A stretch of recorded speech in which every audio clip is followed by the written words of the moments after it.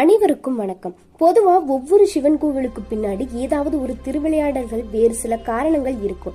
நிறைய மர்ம முடிச்சுகள் இன்னும் அவிழ்க்கப்படாமலே இருக்கு.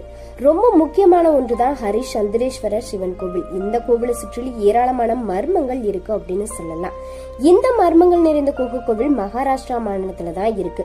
6ஆம் நூற்றாண்டுல கலாசூரி எனும் மன்னனால கட்டப்பட்ட இந்த அதிசய கோவில் தான் ஹரிச்சந்திரேஸ்வரர் கோவில். இந்த கோவில் மட்டும் இல்லாம ரொம்ப பக்கத்துல கேதாரேஸ்வரர் கோவில் நிறைய அதிசயங்களையும் மர்மங்களும் நிறைந்த குகை ஒன்று இருக்கு. இந்த குகை மற்ற குகைகளை போல் கிடையாது. தண்ணீர் இருக்கும். நீருக்கு நடுவே 5 அடி உயரத்துல கம்பீரமா சிவலிங்கம் இருக்கும்.